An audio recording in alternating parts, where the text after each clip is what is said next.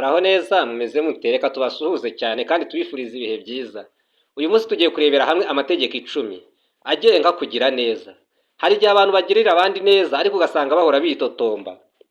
Bavuga ngo twagiriye abantu neza none abantu baraduhemukira cyangwa se batugize ibikoresho. Hari igihe ugirira umuntu neza aho kugira ngo ugumane ubwigenge ahubwo ugahinduka nk'umucakara we. Uyu munsi rero tugiye kurebera hamwe amategeko 10 agenga kugira neza. Muze tubane kuri mikoro ni Justin niyo saba ninjye ugutegurira nkakugezaho iki kiganiro. Iyi ni cano amahumbezi twibwiraga abashyashya abo dusanganywe mwese n'abashyashya dufatanyirize hamwe kumva aya mategeko 10 agenga kugira neza. Nusanga utabyubahiriza ugira icyo uhindura. Ahangaha hatubwira neza yuko gira neza itagira uburyarya. Niba wiyemeje kugirira umuntu neza, gira neza ariko udafite uburyarya. Ineza nyayo ikomoka ku mutima, itari iyo ngiyo, itari iyo kwerekana cyangwa se ko ushaka inyungu zawe zihishe. Kuko hari abantu bumva yuko itandukaniro riri hagati y'ineza nyakuri ndetse n'iy'agapfukamunwa. Hariho ineza imeze nk'iy'agapfukamunwa iyo umuntu akugirira kugira ngo nyuma yaho azakubonemo inyungu irenze ndetse n'iyo yakuhaye. Ugasanga umuntu agize gutya agufashije wenda nk'amafaranga 1000 ariko we mu kugushakaho inyungu akagushakaho inyungu irenze n'ibihumbi 100. Hari igihe rero ushobora gusanga uyu muntu rwose ari nk'umutekamutwe. Niyo mpamvu igihe cyari cyose ugira neza uzagire neza udafite uburyarya cyangwa se utagamije indi nyungu iri ku ruhande. Hari igihe umusore ashobora kugirira umuntu neza akagirira umukobwa neza ariko agamije kuryamana nawe akamutera inda, cyangwa se umukobwa akagirira umusore neza agamije kuzamwangiza nawe mu bundi buryo. Niyo mpamvu igihe cyari cyo cyose ufite inshuti cyangwa se ufite umuturanyi mukaba mufitanye amahoro ukaba ushaka kumugirira neza, mugirire neza ariko umugirire ineza itagira uburyarya, ineza itazishyurwa. Kuko igihe cyari cyo cyose ushaka kwishyuza iyo neza uzamenye yuko iyo atari neza ahubwo ni ubucakura. Ikintu cya kabiri rero ukwiye kuzirikana, uzajya ugira imbibi, icyo bita boundaries. Ni ukuvuga ngo mu kugira neza kwawe ukwiye kugira imbibi. Kugira neza ntibisobanuye kwemera byose. Menya aho ineza yawe igarukira kugira ngo itaguhindura igikoresho cy'abandi. Hari igihe umuntu iyo bazi ko ari umugira neza, hari igihe baguma bamuturaho ibibazo ibyo ari byo byose. Ugasanga muri karitsiye ibibazo byose barashaka kubimurundaho kubera ko babonye ko ari umugira neza ko icyo ari cyo cyose umubwiye yitanga. Bityo rero kwitanga kwawe aho kugira ngo kuguhindukire umunezero aho kukaguhindukirira umwaku. Ugasanga ibibazo byose byo muri karitsiye cyangwa se ibibazo byo mu muryango ugasanga ariho byirunda ku mutwe, bitewe n'uko mu kugira neza kwawe nta mbibi washyizemo. Ukwiye gushyiramo imbibi ukavuga uti iki kibazo cyo ndakishetaho nkikemure, ariko ibindi ukasa nkaho ubyirengagiza. Atari uko bitakubabaje ahubwo ari ukugira ngo utaza kuba igikoresho cyangwa se ukikorera imitwaro y'abantu utabasha kwikorera ikakuvuna. Igihe icyo ari cyo cyose rero ntukimve yuko ineza yawe igomba gutagaguzwa ngo ijye aho ariho hose. Witonde kugira ngo nyuma yawe utazicuza cyangwa se ugatangira kwiciraguraho uvuga ngo narahemutse cyangwa se narahemukiwe. Icya gatatu nanone cyagufasha kugira neza cyangwa se mu mategeko yo kugira neza, ntugaharanire gushimisha abantu bose. Si abantu bose bazagushimira ineza yawe. Gira ineza yawe utemera kuyigira igitambo cyo gushaka kwemerwa n'abantu. Ahangaha hari igihe abantu bagira neza bavuga ngo ahari ngo runaka ngo azajya ahora ashima asingize. Oya, iyo umaze kugirira umuntu neza biba birangiye, kuko ejo n'ubundi arongera agahura n'ikindi kibazo. Iyo utamufashije n'ubundi ya neza yawe ipfa ubusa. Niyo mpamvu igihe icyo ari cyo cyose rero ugiye kugirira umuntu neza bikore kubera ko bikuri ku mutima. Ntuzabikore ngo wenda agazahora ashima. Oya, cyangwa se ngo ubikorere abantu abo ari bo bose ngo uzajya unyura hose bazajya bakoma amashyi bakwita icyatwa ngo kubera ngo kuzi kugira neza. Oya, ibi ntabwo ari byo. Ahubwo ntugaharanire gushimisha abantu bose. Uzajya ukemura ikibazo gishoboka, ikidashoboka ukihorere. Nta muntu ubayeho kugira ngo umukemurire ibibazo. Oya, ahubwo ubayeho kugira ngo ukemurire ikibazo uba ubona ubikwiriye. Ariko ntabwo ibibazo byose by'abantu bikwiye kuza ngo bikwitureho ngo bavuge ngo runaka ngo ndamuzi ngo nta kibazo ngo ibyo mubwiye byose ngo aramfasha. Oya, ntabwo ukwiye kuba agatebo. Itegeko rya 4, menya ubugirira neza ndetse umenye n'igihe umugirira neza. Ineza igira ubwenge. Si buri wese, si buri gihe, si buri kibazo ugomba kwinjiramo. Urugero, hari igihe ushobora kubona abantu bari kurwana. niba abantu bari kurwana si ngombwa kugira ngo imirwano iyo ari yo yose uyinjiremo. Icyakora umuntu ashobora kuba ari gukubita umwana wawe cyangwa se ari gukubita umugore wawe cyangwa umugabo wawe, ushobora kumutabara. Ashobora no kuba ari gukubita inshuti, ushobora kumutabara, byaterwa. Ariko uzamenye neza yuko abantu benshi bakunze kugira neza, abenshi babigwamo iyo batagize ubwenge. Cyangwa se ukumva ngo umuntu yagize ikibazo runaka, ashobora kuba yagize ikibazo arwaye, ashobora kuba yagize ikibazo mu bundi buzima ubwo ari bwo bwose, nyamara ugasanga wenda no muri ibi bibazo yagize nawe hari uruhare yabigizemo. Bityo rero weho kuba wafata ibyawe byose ukabimurundaho hejuru wenda y'ubujiji yagize, uramenye utazagira icyo kintu. Kugira neza bisaba igihe, kandi bisaba gutekereza neza ineza ugiye gutanga iyo ari yo, kugira ngo ahari utaza kugira neza ineza yawe igapfa ubusa. Nawe se hari igihe umuntu ashobora kuza akakubwira ati rwose nayobewe, nabuze iki n'iki, noneho ugasanga umuhaye nk'amafaranga cyangwa se umuhaye ubundi buryo, ya mafaranga cyangwa ibintu umuhaye akagenda akajya kubigura ibiyobyabwenge kugira ngo abinywe. Ahangaha rero bigaragara neza yuko uyu muntu n'ubundi ejo azongera agaruke, ejo yongera agaruke.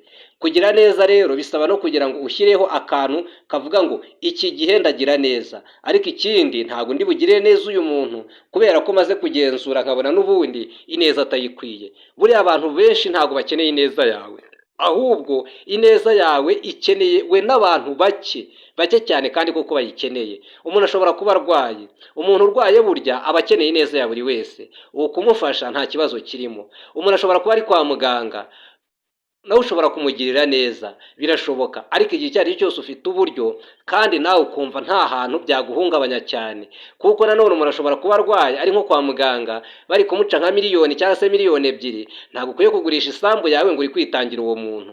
Oya, kuko numara kuyigurisha se umuryango wawe uzabahe? Hariho abantu benshi rero bemera bakajya no mu myenda ngo kugira ngo bafashe bagenzi babo, cyangwa se umuntu akaba wenda yarafashe nk'imyenda, noneho ukumva bari kumubaza amafaranga menshi, ukavuga uti reka ngurishe itarasi yanjye, reka ngurishe inzu yanjye, reka ngurishe inka yanjye, maze wabigurisha iyo amaze kuva muri icyo kibazo hehe no kongera kumubona mu buzima bwawe.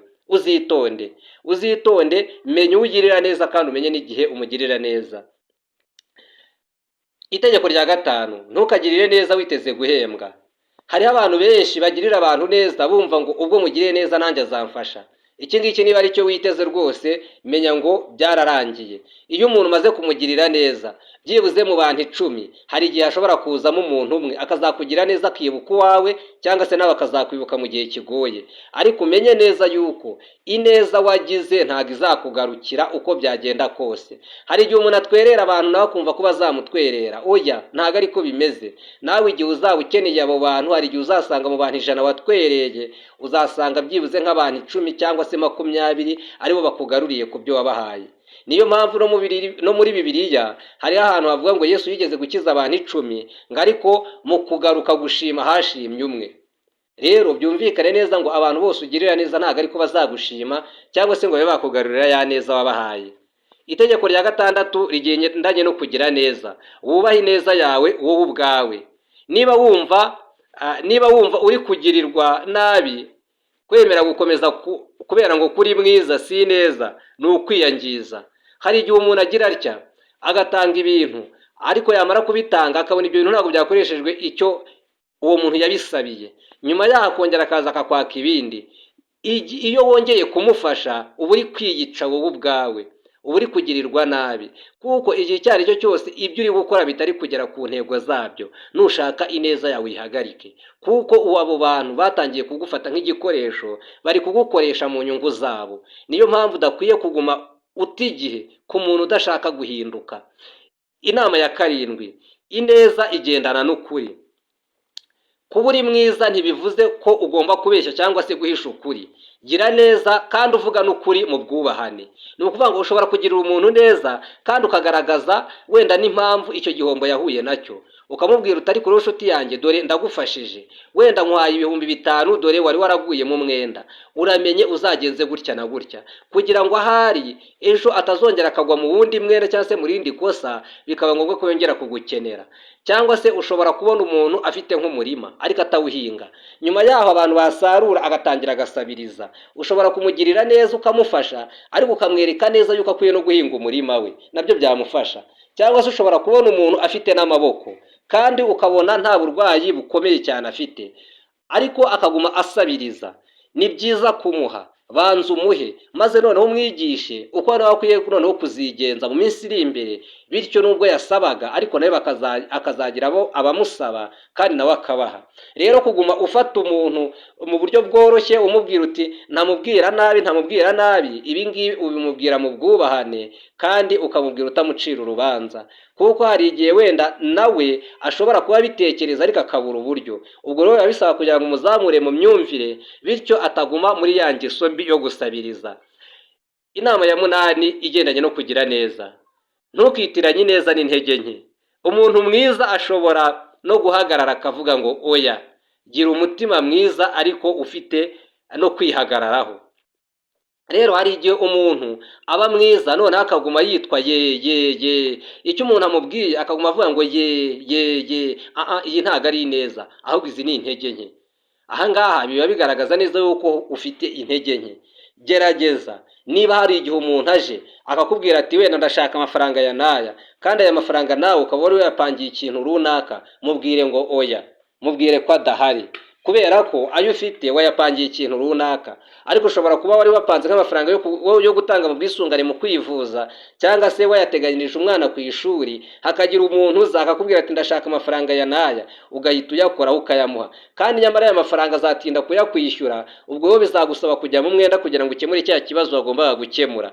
Niyo mpamvu rero uba ukwiye no kwiga kuvuga ngo oya, kuko amafaranga n'ayawe ntagaraye. Niyo mpamvu igihe icyo ari cyo cyose umuntu ubona neza yuko udashoboye kumukorera serivisi ye, mubwire ngo oya, nta mafaranga afite, kuko ayo ufite ntago araye, ayo ufite ntago ugomba kuyamuhaho, kuko aya ngaya ntago ushobora kuyica ngo uri kwitangira inshuti. Ahari kiramutse ari ikibazo gikomeye, kandi n'icyo kibazo cyawe ushobora kukimura bigakunda. Umuntu ashobora kuba ahuye n'impanuka, wateganyaga wenda nk'amafaranga yo kugura itungo, ushobora gukuraho makeya. Niba itungo ryagombaga kugura ibihumbi 100, ukamukuriraho ibihumbi 5, ahasigaye ukamubwira uti gera kwa muganga umanze wivuze, kuko ibihumbi 5 uramutse umbigujije n'undi muntu ntaho byaguhombya. Ariko kugira ngo umuntu aza kwitureho ibihumbi 100 byose ari byo ashaka, uramenye ntuzakorera iryo kosa. Nawe uzajya ugira ukwihagararaho, ntuzajye ugaragaza intege nke.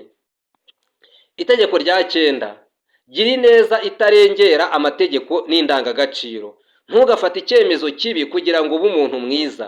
Ineza nyakuri ntiyica amahame.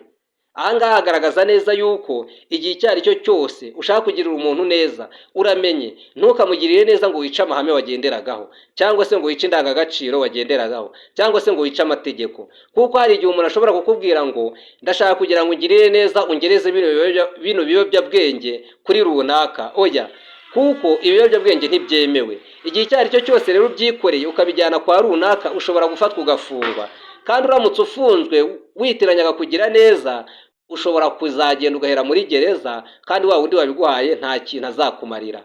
Ikindi, hari igihe umuntu ashobora kukubwira ngo ubwo turi inshuti reka dukore agatsiko k'amabandi, bityo ukifatanya nawe, kandi nyamara wanze indangagaciro zikwiriye, none ugiye kwifatanya n'ikibi. Icyo gihe rero uzaba utatiye amahame, witiranyije kugira neza, ukarengera amategeko ndetse ugakandagira n'indangagaciro. Ntago bikwiriye rero. Igihe icyo ari cyo cyose ugirira umuntu neza, uzajya umufasha no kuva mu bibi yashakaga kugwamo. Itegeko rya 10 ari naryo rya nyuma: tangira ineza kuri wowe ubwawe. Ntushobora kugirira abandi neza rero igihe wowe wikandamiza. Kwiyitaho ni imwe mu mizi y'ineza irambye. Ni ukuvuga ngo ineza reka igutangirireho. Niba ari icyo kurya ubanza urye igikwiriye, noneho ibindi bisigaye ubifasha abantu. Hari igihe rero umuntu afata ibyiza akabiha abandi, ahasigaye we akiha injonjori nk'uko bijya bivugwa. Igihe icyo ari cyo cyose wumva ushaka guha umuntu ineza, icyo waha umuntu nawe kihe. Icyo utabasha kwiha ntukagihe undi. Urugero, niba wowe ubwawe utabasha kuguza amafaranga ibihumbi runaka, ntukemere kuyaguriza undi. Ntukemere kwitangira undi ngo umubere umwishingizi, ngo agende afate amafaranga umusinyire nk'umwishingizi. Oya, iki ngiki ntago kibaho, nta nubwo gikwiriye. ineza wowe ubwawe utakwigira cyangwa se ngo uyigirire abagize umuryango wawe, ntuzigere uyigirira abandi, ahubwo uzashikame ku mahame yawe, uvuga uti icyo mfite nicyo naguhaho, ariko icyo ntafite ntabwo ushobora kukiguha, kandi ni ingenzi koko. Rero byumvikane neza, ineza ifite ubwenge iraramba, igatanga amahoro kandi ikarinda uyifite kwicwa n'agahinda cyangwa se gukoreshwa n'abandi.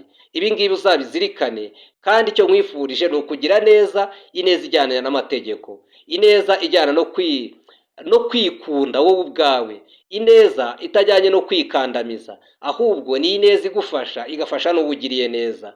Mwakoze cyane kuba mwakurikiye kino kiganiro. Twareberaga hamwe amategeko 10 agenga kugira neza. Kuri mikoro ya Justin Niyonsaba. Niba hari icyo watwandikira utubaza, twandikire muri comment kugira ngo turusheho gusobanukirwa icy'ingenzi nawe wifuza. Kandi niba uri mushyashya kuri iyi channel, ushobora gukora subscribe ugafungura n'inzogera kugira ngo video y'ubutaha izakugereho mu bambere. Ushobora gukanda like uramutse wishimiye kino kiganiro, kandi ushobora no kuyisharinga ku nshuti zawe wumva ko zigikeneye. Imana ikomeze kuguhira kandi ikomeze kukurinda kugira neza idafite intego. Reka ineza yawe imenywe na bose, ariko ubigiremo n'ubwenge. Mugire amahoro.